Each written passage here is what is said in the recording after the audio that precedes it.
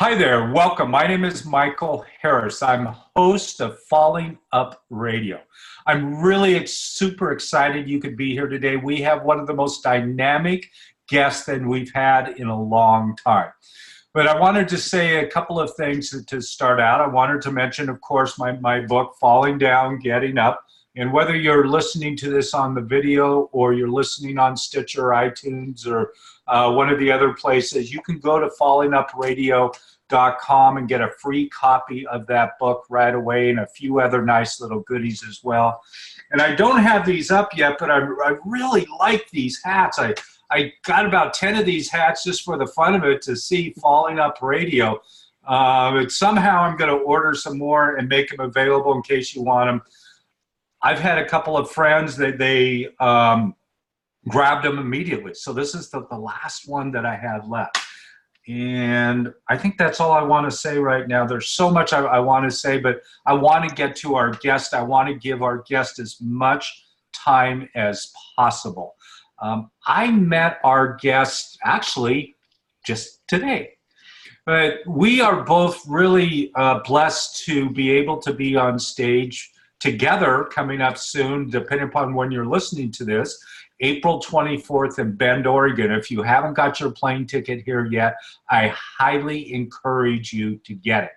So our guest and myself and half a dozen other people have the honor and the privilege to be able to speak with this man right here, Les Brown. If you haven't heard of Les Brown, I got to tell you, there's been so many nights probably over the last 20 years or so. I've been bummed out at 10, 11, 1 o'clock in the morning, and I turn on Les, and it's like it changes my life. So it's going to be really exciting, so I hope you can make it. So with that being said now, let's get right to our guest. Kareem Ellis is just a fascinating man. I've been listening to some of his videos online, and you can Google him too later if you like. But he is the founder of what's called Empowered Education. This is really an organization that helps develop both corporations and individuals. Kareem is a really super dynamic motivational speaker, has spoken all over the world, Fortune 500 companies, universities, you name it, Toastmasters. He's got some awards through Toastmasters. If we have time, we'll get to that. But the list goes on and on and on. You know, I got a couple of pages of this stuff. He's got some really great topics that he touches on, but I want to bring him in right now and stop talking because I'm really wanting to give this show to Kareem. So Kareem Ellis, welcome to the show. I'm glad you're here today. Well, Michael, I want to thank you for having me on. It's odd, but I believe that everything happens for a reason. So we didn't meet today, but we're going to cover a lot of ground today. So first of all, I want to say it's an honor, it's a privilege, and it's a pleasure to be able to share this time with you in front of your guests and in front of your host and your network. Yeah, absolutely. And I want to start out right away and ask you, what drives you? Why do you do what you do today? What Wow. brought you to this point? That's such a loaded question, right? Yeah. You would think it would be for money. You would think it would be for fame, and it really is none of that. What drives me now is the same thing that drove me when the journey first started. See, for me, the journey started at the age of 26, okay? So when I was 26 years old, I found myself into a very, very debilitating situation. Childhood sweetheart, moved in together, was deeply, madly in love. And against my parents' wishes, I decided to postpone going off to school. And so like any parent, they were like, hey, you know, you should really kind of put love on the back burner and focus on getting your career and your life in order. Well, worst case scenario happened. Me and this young lady ended up breaking up. And unfortunately, when you stay together in an apartment and you break up, someone has to leave. And I was the designated person. So the words that no young man wants to hear from their parents, I told you so. Those are the one words you never want to hear. And so for 3 months, I was homeless. For 3 months, I literally dodged my parents because I didn't want them to know they were so right and I was so wrong. And then eventually I was forced to move back home. So at 26, I moved back home. Not only did I move back home, but because I was the older of the two in the relationship, I had all the credit and debt in my name. And you know, when you break up with someone, they're not going to help you pay anything. So I'm close to 30 grand in debt. moved into my parents' house, sleeping on the couch in the basement, and I'm trying to figure out how to get my life jump started. The problem being is my credit is shot. My performance at work fell off, so I found myself getting rolled up and eventually fired. At that point, I had no income coming in, so credit cards were declined, bank accounts were closed for non-sufficient funds. The car eventually got repossessed. I got so depressed that I gained about 30, 40 pounds in weight. And I couldn't stand to look at myself in the mirror because I didn't realize how far I'd fallen so quickly. And so when I hit rock bottom, I got to a point where I didn't want to go on anymore. I just simply didn't want to do it. I couldn't see any value behind my life. I couldn't find out why was I here for everything to keep spiraling out of control. And so I come to the decision that I was going to commit suicide and take my life. Facts about it, I remember praying to God and saying, hey, if you can find any reason whatsoever, any reason why I should stick around, let me know, because I'm going to go through with it. And that night, I had a very vivid dream. I mean, it was the most vivid dream I've had up until this moment of my life. And it showed my funeral. But at my funeral, there were so many people in attendance, the line stretched around the block. And so when I came out of my sleep in a cold sweat, I woke up heart beating, wondering, what did I just see? And so I got on my knees and prayed about it. And the words that came to me was so clear. It said, this will be the amount of people you will impact while you're here on this planet. And at that moment, I understood the one thing that was going wrong in my life. See, up until the age of 26, like most of us, we're taught to chase money. We're taught to chase job titles. We're taught to satisfy the ego. We're taught to find significant others. We're taught to find a lot of frivolous things for stature. But no one teaches us to chase our purpose. Not one time through kindergarten to 12th grade did a teacher sit me down and say, Kareem, what's your purpose? Why are you here? What have you been placed on this planet to do? And so that was the thing that changed everything up. At that moment, I understood the most important thing for me to chase was purpose. And so that's the reason why I'm here right now. That's the reason why I continue to give powerful messages and to be a vessel, because I understand that's walking in my purpose. Wow, that's, yeah. So what did you do once you got this message? And it said, you know, you got to chase your purpose. What did you do to find it? Did you find a mentor? Did you read a book? Did you go to church? Where'd you find this purpose? So I'm glad you asked that. So here's my strong belief with purpose. For everyone listening to this right now, or watching this right now, I want you to understand you're not here by accident. You're not some cosmic mistake where you just got popped out. There's a reason why you're here. And I want you to understand something deeper than that. Not only are you here for purpose, but you've been given all the tools and resources you need to accomplish the purpose. So one of the things Tony Robbins said about 4 years ago that I love so much, he said, there's not a lack of resources on this planet. There's not a lack of resources. There's a lack of resourcefulness, meaning how well am I able to juggle the things I'm already exposed to or sitting on? So the very first thing I have to ask myself, if this was my purpose, is to go out and inspire the masses to give their best and become the full equation of who they were created and designed to be, what resources do I have to pull this off? Well, the first resource I have is my gift of gab. Yeah. See, the beautiful thing about that is that gift of gab has been sitting on me since the time I was put on this planet. As a child growing up, I got in trouble for talking too much. My senior year, I was voted most talkative. So naturally for me, the tool I was going to use was going to have to be, number one, your gifts and talents. Okay. So that's the first thing. But the second thing, you already mentioned it, it was the concept of mentors. It's a concept of mentors. And one of the reasons why I love mentors so much, mentors give you a glimpse into your future.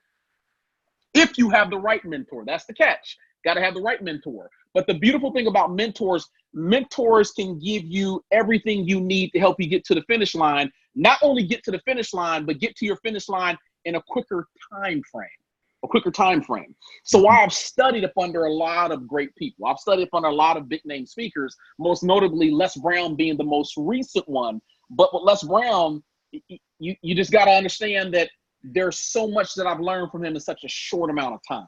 If he's been doing this for 50 years, he's spoken in 51 countries, off the bat, he cuts down my learning curve. I don't have to spend 50 years in the jungle trying to figure it out, okay? Right. So for me, it was purpose. It was figuring out, what am I here to do? Number two, what are the resources I'm sitting on that help me walk in that purpose quicker and faster and more dynamically? Yeah, that's fascinating. It's interesting. I want to ask you this question. Sure. I've taught a lot of people and helped a lot of people through transition. For Mm. whatever reason, they were in transition, letting go of a job, a relationship. They wanted to do something new. And they didn't believe that they necessarily had the skills and talents. And one of the things that I like to do is to help them recognize that they already have virtually all those skills and talents already. They just don't know how to use it. So having something doesn't mean anything unless you know how to use it, right? That's correct. I mean, absolutely. You told me you got a new phone today. I don't know about you. I don't know how to use 10% of my iPhone. But the 10% that I know that I'm focused on, I can use very well. And so do you find that, like, you know, people in your experience maybe struggle with the same thing, but if they focus on that 10% and not worry about the other 90%, they're going to be able to get to where they want to go. I agree with you completely. Facts about it. Before the speaking business even took off, the second business I own is real estate investing. And so with both of these lines of work, both of these successful businesses, I didn't know anything about it. I had no clue what to do. The only thing that was important to the journey is when I got started, that I started walking in the general direction of what it is that I wanted. And the way life works out when you walk by faith, you will either walk towards individuals that have the ability to help you or been assigned to help you, or your action will draw them towards you, okay? So part of the other thing is this, and I had a feeling we're gonna ask this question, so I brought something along with me. And for those of you guys listening to this and can't see it, I want you to use your dignified imagination. So I'm holding up this little small treasure chest, okay? And I keep this in my office, and it's a stark reminder because when I pop this chest open, it is chock full of nothing but acorn seeds. Nothing but acorn seeds, okay? And the reason why I have these is just a reminder that this acorn seed only knows how to do one thing. It knows how to transform into the tree it's designed to be. That's all it knows how to do. It doesn't know how to do anything else but transform into what its purpose is, okay? But here's the issue. The transformation process doesn't take place until the seed is properly planted. That is so powerful. That's so powerful. That means in order for me to get the actual tree out of this, it's got to be planted in the right soil. So that's the other thing. In addition to identifying your gifts that can be used to get you to your finish line and finding the right mentors, you also got to be properly planted, meaning my gift of speaking is not designed to work everywhere. And that's one of the mistakes I see a lot of people make when chasing success. They'll try to plant seed in arenas that the seed's not designed to grow in. Yeah. So you also have to know what environment is most conducive to the growth of my own personal success. Yeah, yeah. I like that because like that acorn, you couldn't plant that in 4 feet of snow and expect it to grow. You know, in the middle of the winter, right? That's right. That's correct. You have to plant it in the right soil at the right time of year, pull the weeds, water, whatever those things are that you need to do to nurture that particular seed. Spot on. Spot on. I like that. I want to like maybe do a rough segue here, but okay. I want to know a little bit more about who you are and what growing up, what was growing up like as a child? Okay. So with me growing up, I was actually born in Gary, Indiana. And Gary, Indiana is famous, obviously, for Michael Jackson, which everyone is familiar with. However, when I was born in Gary, Indiana, Gary had one of the highest murder rates in the country.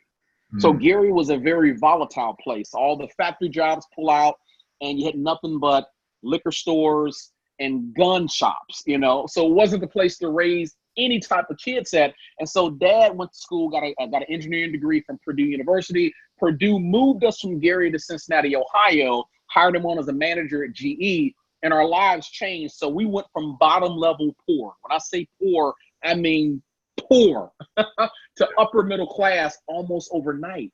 Wow. And growing up was great. I mean, we had the best of everything. We were going to private schools. We had the great education. We were spoiled kids. But the thing that defined my childhood was right after I graduated high school, General Electric had this huge layoff. And GE was one of the top employers in Cincinnati, Ohio. And so unfortunately, even though Dad had owned several rental properties, and he was making great income, great salary income from General Electric. One of the first lessons I learned in success is your lifestyle should not mirror your income. And so when Dad got let go, unfortunately, he couldn't find a job that was paying the same salary as GE. And so we lost everything in like a 3-year time frame. That means we lost the house we had built from the ground up. We lost 14 rental properties. Everything went faster than it came. And that shaped me to understand the power of entrepreneurship. And so that's what actually pushed me towards entrepreneurship, being in control of my own destiny, so to speak. One of the things I tell everyone, and it's not to disagree with anyone that has a 9-to-5 job. You know, if you're doing what you love, that's awesome. But even if you have a 9-to-5 job, you got to remember one thing only. You are your plan A. Everything else is your plan B. And so the problem with most of us, we make everything else plan A and we're plan B. And we figure that out a day late and a dollar short. So even with the government shutdown that happened a few months ago, you know, as a child growing up, we were instructed there are certain jobs you want to go after because of the security level. We're told as kids that if you get a government job, that's a good job. That'll never be taken away from you. You know, tell that to the people that populated my social media timeline with Go Help Me accounts or Go Fund Me accounts, because they never saw it coming. They never saw the layoff coming and the loss of income and the loss of mortgage payments and the cars get repossessed. And so I'm a stern believer as an entrepreneur, you are your plan A. Everything else is plan B. Even if you love your job, that's fine, but also have other streams of income coming in. Sure, sure. Now, it's interesting. I want to know what you consider your first entrepreneur job. I know when I was 12 years old, I used to buy lawnmowers from the local garden shop at the trade-ins for $1, fix them up, turn around and sell them for $25, put a 30-day guarantee on it, never had anything returned, and this is starting at 12 years old. So I consider that my first entrepreneur venture. Wow. What was yours? My first entrepreneurial venture was in 3rd grade, and it was an entrepreneurial accident is what I call it. What ended up happening was Mom gave me lunch money for the week. And back in the 80s, lunch cost $1.25. And Mom gave me a $5 bill to cover me for the week. And normally you go to school, the teacher would do roll call, and the teacher would ask if you're packing or buying. If you're buying, come to the front of the room, you give the teacher your money. Well, what ended up happening was I went to check my coat pocket. I noticed the $5 bill was missing. And so I quickly got permission, ran outside, jumped on the school bus before it took off, and I combed the floor looking desperately for this $5 bill, which I couldn't find. And so that day at school, I went hungry. I got home. I didn't even bring it up to Mom because I was afraid she was going to get me for being irresponsible. And then about 2 or 3 days later, I realized that the money that I had put in my pocket had fallen through the jacket lining. There was a small hole. And so as I dug around inside of there, I found some loose change, but I found that $5 bill. And as opposed to tell Mom and give the money back, I went to the local corner store and I bought a bunch of candy. Well, so responsible, right? Yeah. And so I go to school the next day and I got this whole bag of candy. And that's back when teachers really, really cared. In other words, they saw that junk food, they're confiscating it. And so I snuck it out onto the playground and I'm eating Now Laters and Jolly Ranchers. And one at a time, kids are coming up to me saying, oh, can I have one? Can I have one? And very quickly I said, well, if I paid 10 cents for this box for this pack of Now Laters, let me charge him 20 cents. So I doubled the markup and I realized at the end of the day how much money I made. And so this went on for about a week and a half. I kept going and taking the profits and buying more candy and coming back. And so I was on the playground dishing out all this candy, getting change. And it was a Thursday. And I'm sitting out on the playground in the corner and I got about 10 kids around me. And the teacher's looking across the playground and she sees one kid surrounded by a circle of 10 kids. And in the teacher's mind, it was a fight going on. So she runs across the playground, top speed, gets over there blowing her whistle to break it up. And here I am with a bag full of candy and a handful of pocket change, and she confiscated all of them. School lets out at 3 o'clock. I get called to the principal's office around 2 o'clock. When I get down there, he goes, Ellis, we got a problem. And I'm sitting there just quiet as a church mouse.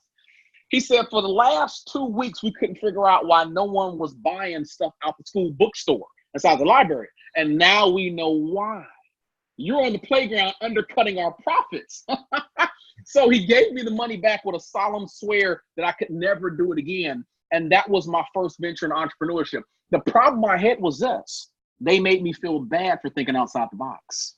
Ah, So crucial, so crucial. But once you have learned the taste for creating your own wealth, I don't believe it ever goes away. I don't believe it ever goes away. And so we had a string of different, what I call legal hustles, so to speak, where we raised cash from cutting lawns to selling old beat up toys that we had. We had a string of that. In fact, that actually jumped over into present day, because the way I got out of the 9-to-5 job, I created an online vintage toy business. And that was the seed capital that got me out the 9-to-5 over to real estate, which got me over into speaking. Wow.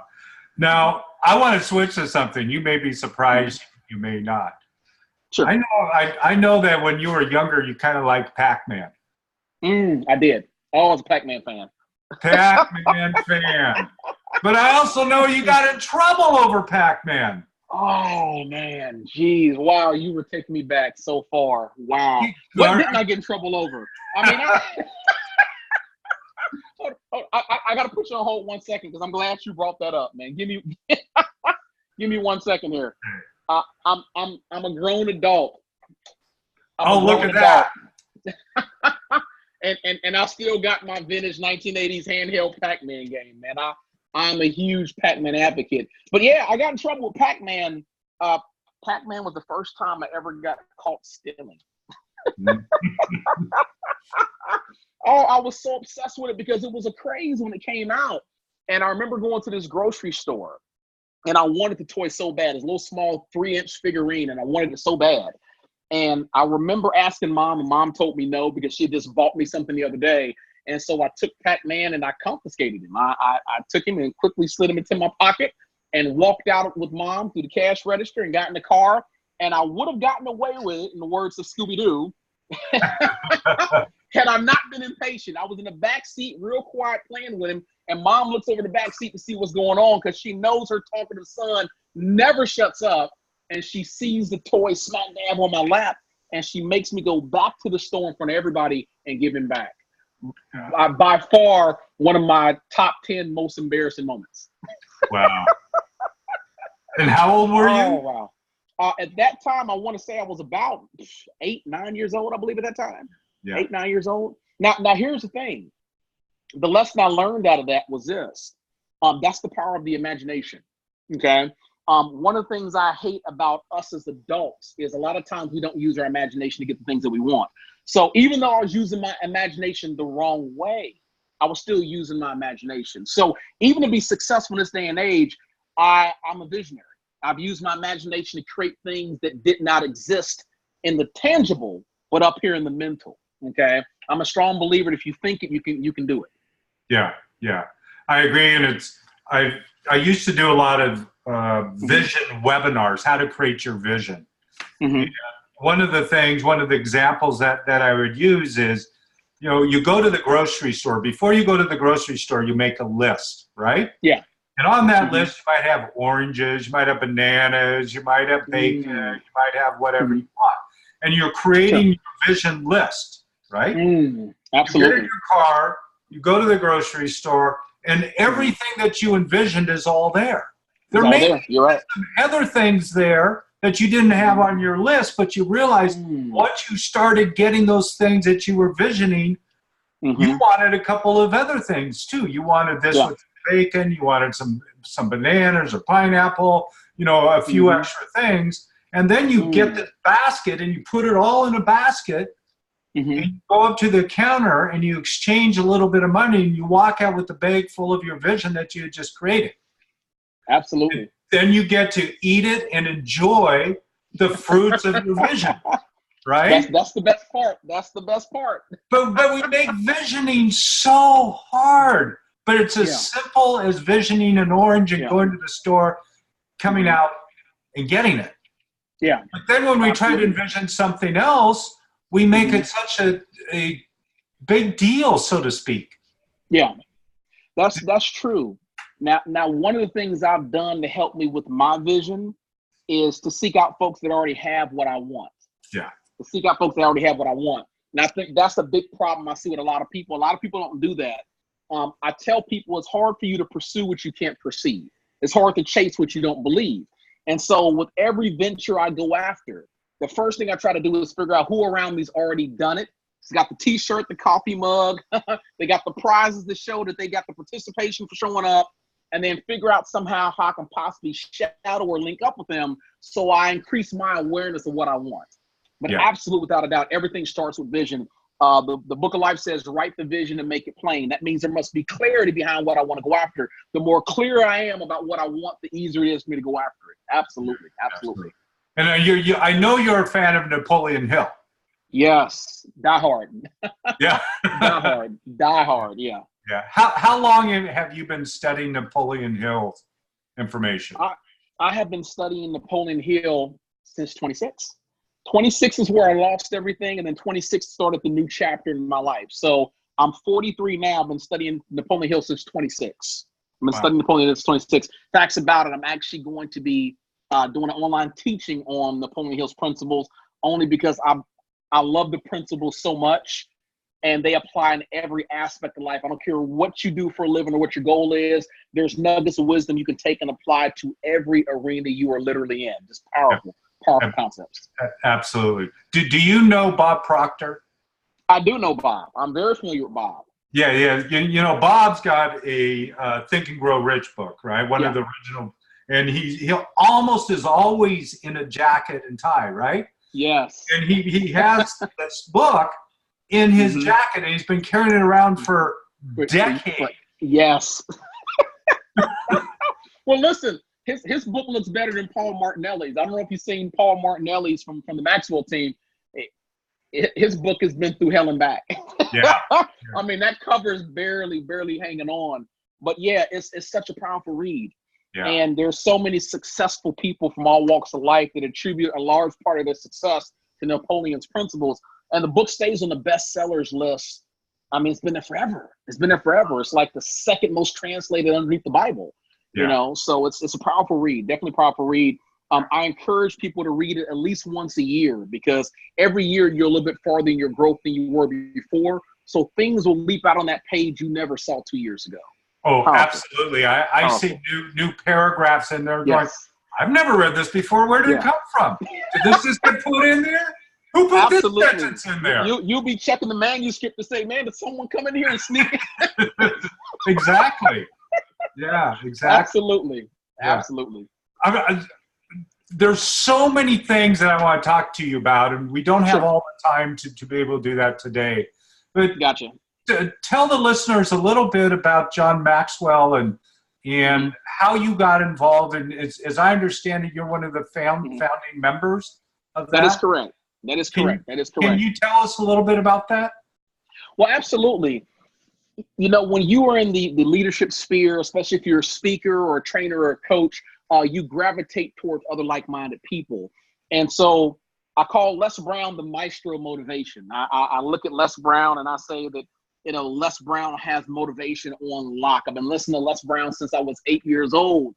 When I look at leadership, I look at John Maxwell. John Maxwell's in his 70s, and he's put out over 70 leadership books. So if you want to learn leadership, you go to what you look at as a leadership expert. And so with the Maxwell team, he has, he's accomplished so much in his career, to come from being a pastor to being recognized in that field. So when I joined the Maxwell team, it was an honor and a privilege to be able to take some of their principles and to be able to teach them, but to also add my own concepts on top of them. So the one principle I love the most, he says, leadership is influence, nothing more, nothing less. And that's a principle I live by. That's a principle I encourage your listeners to actually move on, leadership being influence. But I'd like to take it a step forward. I say leadership is influence, but influence is opportunity. Meaning that if I can create a leadership behind whatever it is I do, if I'm a speaker, be the best speaker I can. If I'm a leader in corporate America, be the best leader I can. If I'm a leader in multi-level marketing, be the best leader I can. But the more I increase my leadership level, the more influential I become, okay? That means the moves, the words, the things I do, I begin to influence the space around me on a regular basis. And the more influential I am, then opportunities start to come to you versus you getting up every day trying to look for opportunities. So in the speaking sphere, under the Maxwell guys, when I start out as a speaker, I have to go look for speaking engagements everywhere. The beautiful thing about following this principle, now they come to me. Yeah. I don't have to work as hard at this point in time, whether it be real estate, whether it be speaking, teaching, training, coaching. The idea is to put your leadership out there on such a vast scale that folks recognize you for what it is you do and your contribution to society, and then they start to be the pathway to your door. Yeah. Powerful. I love that. And I that's a lot. You talk a lot about leverage and leveraging who you are and what you do. And part of what I just heard you say is part of that leverage concept. And I know you've talked for hours just on leverage, but can you mention something about the importance of that? I can. One of my favorite scriptures is one by Abraham Lincoln, where he says, if you give me 6 hours to cut down a tree, I will spend 4 hours sharpening the axe. And the first time I heard it, I said, well, what does Abraham, honest Abe, know that I don't know? He knows that most people will grab a dull, rusty blade and be out there hacking for 12 hours instead of able to cut it down in 2 hours. And so when chasing goals and dreams, the first thing you got to focus on is what leveraging tools do I have access to that's going to get me to my finish line quicker and faster, okay? And so if I had to throw out some leveraging tools or techniques that's helped me out, number one, I'm going to say vision, okay? Vision being that I'm crystal clear on what I'm going after, all right? Most of the people I encounter, they want success, but they have no idea what success looks like. So opportunity to get there could be staring right in their face, and it'll pass them over because they don't recognize it. So number one, vision. What is it that I want? The second thing I would say is time, because time's a leverage tool. Whether we know it or not, everything we do is mired in time. I'm sitting here holding a can of Del Monte green beans, all right? And I'm not the biggest green bean fan, but if I flip the can over, it says the expiration date is October 12th, 2016. October 12th, 2016. There's an expiration date on this. Whether we know it or not, our goals and dreams have expiration dates as well. So that means everything I do must be mired in time. That means time is either working in my favor or working against me every second of the day. So when folks ask me why it was so important for me to quit my 9-to-5 job, and I'm not recommending anyone do that, because I didn't want to spend 40 hours a week watering something that wasn't mine. Yeah. Okay. My dreams grew quicker and faster and leverage if I could put the time behind it. So if I had to give another leverage tool, I kind of covered it earlier, it's knowing your God-given gifts and talents, meaning what do I do exceptionally well and how do I use that giftedness or my education or expertise to get me to my finish line quicker and faster, okay? So I would say gifts is a leverage tool. We covered mentors a little bit earlier, but definitely mentors have been a leverage tool for me. Again, if I know I have a certain amount of time on this planet, I don't have 50 years to figure it out. So who's the best there is at what I want to do, and how can I get them to teach me and show me how to get there quicker and faster and how to improve upon it? The last one I would say would be the environment, and I covered it earlier. Seeds are designed to grow in the right place. And the problem is with most of us, we're trying to plant our goals and dreams in a wrong environment. So if I want to go quicker and faster, I got to be privy to that. There's a place where I can exceed my best, and there's a place where I'll be moving in slow motion, but I got to be aware of my environment at all times. Sure. Is in addition to that, I know you talk a lot about, the mental relationships that we have with people, and the aspects of that work and the aspects of that don't, because if you have mental relationships and you're trying to do this leverage, but some of those mental relationships could be pulling you down. Yes. But some of those mental relationships could be bringing you up. So that's true. How does that fit into everything? Okay.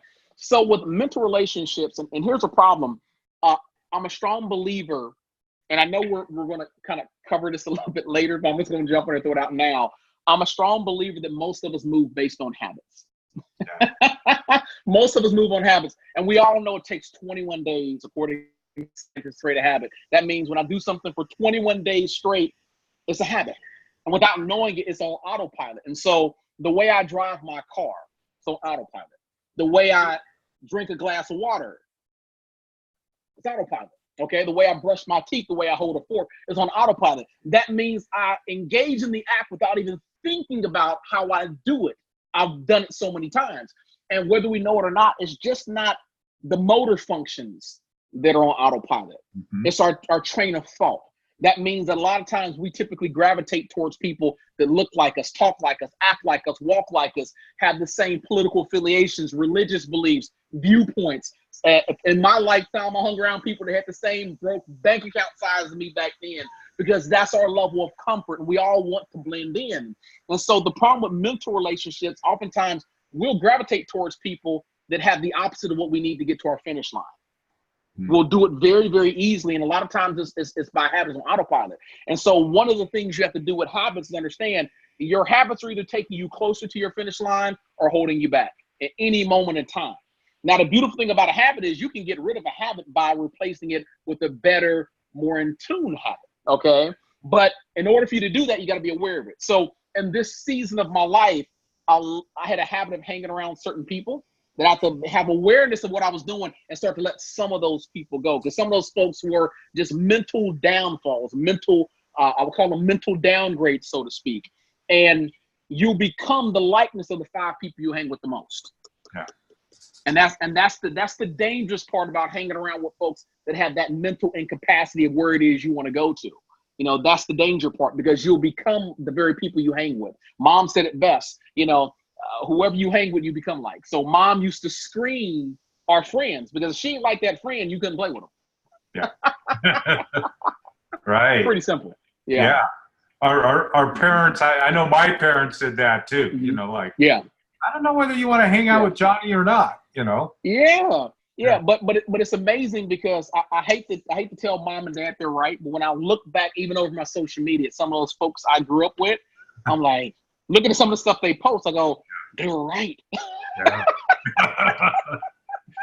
Yeah. Oh, you were so right. Wow. Mom knew. Yeah. Absolutely. Yeah. I like to think sometimes, of that idea of, like moms and breathing, right? I don't know about you, but something happened in the neighborhood. I was 7, 8, 9 years old, whatever. And, somebody beat somebody up or whatever, little kids thing that happens. And I'd run up to the back door and, out of breath, Mom. And she, Michael, calm down and breathe. And it's just like, I don't want to breathe. I want to tell you what happened. Right? We've all had that. Yeah. But mothers intuitively know how to handle those situations. They do. Oh my Lord, you are so spot on with that. Absolutely. Yeah. So we're coming already towards the end. I know you've got a lot of stuff coming up over the next couple of months. I know you're working on getting a book out. I know you're coming up here to Bend to speak with our group and with Les. Is there something that you'd really like to put out there for the listeners to hear, as we come to the end of the time? Maybe one of those things, maybe something else. It's a good thing. Okay. So what I would say is this: if I take anything and kind of sum up, I would like to give something more in tune with what we talked about. Well, number one, if you're listening, come to the Bend, Oregon event. That's first and foremost. Come to the event. It's going to be colossal. It was colossal enough to reschedule it. That's how colossal it's going to be. I mean, you're going to get Les, you're going to get the whole host of speakers. And when I talk, I'm going to give some content that's going to be mind-blowing as well. So number one, go to the event. But number two, I would just want to tell the listeners, whatever your goal and dream is in 2019, because Les calls 2019 the year of your dream, I want you to know that you are fully equipped with everything that you need. Everything that you need to get started. Stop doubting, stop wondering, stop procrastinating, and just take the leap. Just take the leap. But take the leap with a little bit of common sense and wisdom, meaning number one, find a mentor. If you don't have a mentor, find someone who you can get up under and learn the ropes of what it is you want to learn. Cut down your learning time and cut down on your mistakes. So number one, find a mentor. Number two, discover your giftedness. And this is something I'm going to talk about in detail, but figure out what's your home court advantage. What are you sitting on right now that's designed to make you the alpha in life's race? There's something you're sitting on. Every creature on this planet has some unique gift, some unique skill set. What's your skill set, and how can you use that to catapult you or use it as leverage to get you to your finish line? The third thing we talk about is vision. That's being clear. That's being very crystal clear over what it is you want to go after in this season. Okay. One of the concepts I talk about is GPS your success. And I say that, you know, a GPS is useless to you given an address. Your life works the same exact way. So where do you want to go? Who do you want to be? What do you want to have? What do you want to achieve? And most importantly, what do you want to do with your time here on the planet? And then number 4, be aware of time. Understand that you don't have forever to get it done. Most of us make the mistake of thinking we have all day and all night and all year to get great things done. There was a young artist by the name of Nipsey Hussle who just lost his life at the age of 33. Senseless gun violence is spread all over the news. And when you look at this young man's legacy, you know he had so much more to accomplish, so much more to do, but it got cut short. And so the idea being is, will I take advantage of the concept of time? Will I make time my adversary, or will I make it something that's going to catapult me and get me to my finish line quicker and faster? So those would be 4 key things I would leave with your listeners as far as going after goals and dreams in 2019. I like it. And if somebody wants to find out more about you, is it best to go to your website? Where should they go? Well, I'm glad you asked that, because we've got a couple ways to reach out to me. Number 1, most noticeably, the website. And I'm going to spell it out because I get a lot of people that butcher the name. So it's Karim, Karim Ellis, ELLIS.com. So KareemEllis.com. If you're looking for a keynote, a workshop, there's a list of topics that I cover on there. We do customized presentations as well. This weekend, I'm actually shooting up to Iowa. So I'll be there with the United States Postal Service at their career conference. I think it's going to be a little over 200 in attendance. I'll be keynoting there. And then from there, it's going to be Bend, Oregon with you. Okay. Yeah. And then Les Brown, 26, 27, 28 out in LA. So I'll be with Les then. And I'm just getting word now that I'll be in Chicago with Les in May as well. I believe May 2nd is the date in Chicago. And I'll be there on his Les Brown You Gotta Be Hungry tour. So, and then also they can reach me on social media. So if you're on social media, you can find me at Kareem R. Ellis. R is the middle initial. On Facebook, on Instagram is Kareem Ellis 1, the number 1 after it. And then on LinkedIn it's Kareem R. Ellis. If you're looking for content, videos, so on and so forth, some of my work, I'm highly Googleable. Just Google Kareem Ellis and everything will pop up. I take that leadership influence opportunity thing very, very seriously. If you are an influencer, you got to be Googleable. You got to pop up. I got to be able to type your name in, and all types of wonderful stuff should pop up from you. And then obviously we got the book coming out here, and that should release in like the next 2.5 months. That's GPS Your Success. The address determines the destination. And Mr. Les Brown's agreed to do the foreword on that book. So that releases in 2.5 months. Well, that's wonderful. And depending upon where you're listening, again, if you're listening on iTunes or Stitcher, you can go to fallingupradio.com and find Kareem's page, and all these links will be on his page, so they'll be right there. So in case you didn't get a chance to write it down, or you can rewind a little bit and listen again. Either way, you can do that. Kareem, I have a feeling that we could go for a couple of hours. Yeah, well, you get 2 talkers together, you know how that is. Yeah. But I want to tell you, I learned a lot, and this was a really great way to get to know you more and get to know the struggles that you had overcoming and going through the breakup and the feeling of despair and finding a way to overcome that and finding really your true skills. And I think for all the listeners, Kareem has really taught us about how important it is to recognize who we are, where we are, the people that we surround ourselves with, what our vision is, mentorship, and really diving into these things to really create the life that you want to live. And it's just like what this show is about falling up. We're raw, edgy, frank conversations, and we've all gotten the T-shirts, and we've come back, and here we are now. And Kareem, you bestowed upon us such an incredible insight and wisdom in your experience. And all the listeners, again, I hope you follow up and listen to more of what Kareem has to offer. I've listened to many of the video sessions, say many yet, several of the videos already that Kareem has, and I just have been spellbound because of the insight that you have, Kareem. So I really want to thank you for taking the time today to coming on the show and sharing your insights.